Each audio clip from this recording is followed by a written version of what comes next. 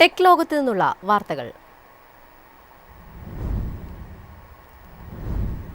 കുടുംബയാത്രകൾ കൂടുതൽ സുരക്ഷിതവും സുഖപ്രദവുമാക്കാൻ പുതിയ XL6 ഫേസ് ലിഫ്റ്റുമായി മാരുതി സുസുക്കി. ഡിസൈനിലും ഫീച്ചറുകളിലും സുരക്ഷയിലും വലിയ മാറ്റങ്ങളോടെയാണ് പുതിയ മോഡലിന്റെ അവതരണം. ജനപ്രിയ 6 സീറ്റർ MPV-യായ മാരുതി സുസുക്കി XL6ന്റെ ഫേസ് ലിഫ്റ്റ് പതിപ്പ് ഇന്ത്യൻ വിപണിയിൽ അവതരിപ്പിച്ചു.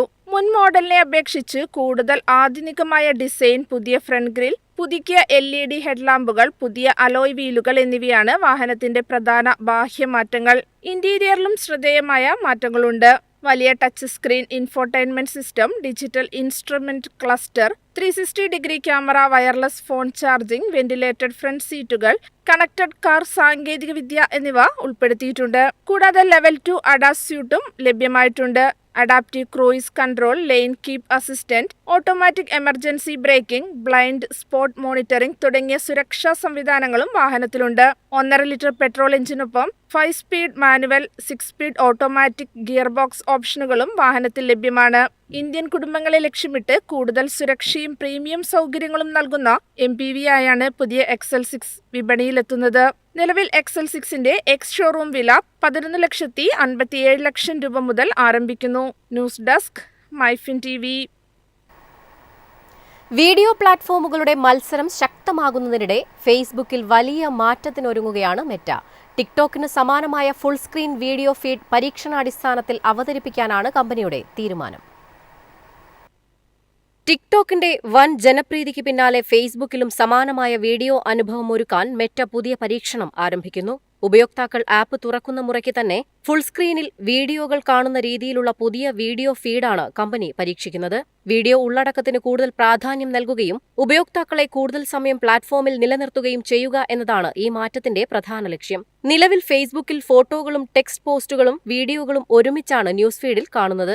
എന്നാൽ പുതിയ അപ്ഡേറ്റിലൂടെ ടിക്ടോക്കിനെ പോലെ സ്ക്രോൾ ചെയ്താൽ തുടർച്ചയായി ഫുൾ സ്ക്രീനിൽ വീഡിയോകൾ കാണുന്ന രീതിയിലേക്കാണ് ഫേസ്ബുക്ക് മാറുന്നത്. ഉപയോക്താക്കളുടെ താൽപര്യങ്ങൾ അടിസ്ഥാനമാക്കി ആർട്ടിഫിഷ്യൽ ഇന്റലിജൻസ് ശുപാർശ ചെയ്യുന്ന വീഡിയോകളും ഈ ഫീഡിൽ ഉൾപ്പെടും.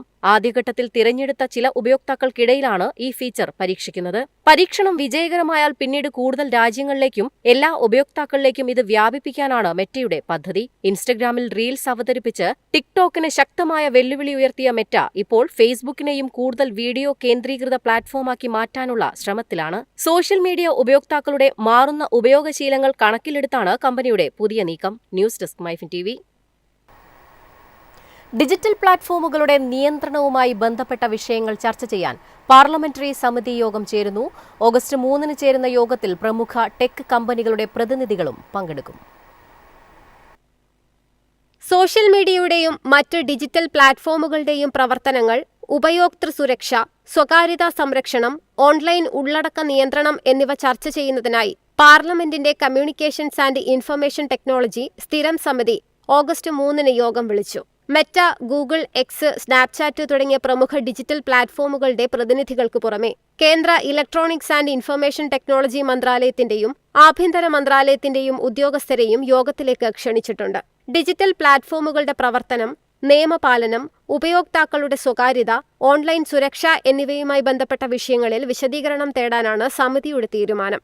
സ്ത്രീകൾ, കുട്ടികൾ, കർഷകർ, ഗ്രാമീണർ, തൊഴിലാളികൾ തുടങ്ങിയ വിവിധ വിഭാഗങ്ങളിലെ ഉപയോക്താക്കളുടെ സ്വകാര്യതയും സുരക്ഷയും ഡിജിറ്റൽ പ്ലാറ്റ്ഫോമുകൾ എങ്ങനെ ഉറപ്പാക്കുന്നുവെന്നതും യോഗത്തിൽ പ്രധാന ചർച്ചാ വിഷയമാകും.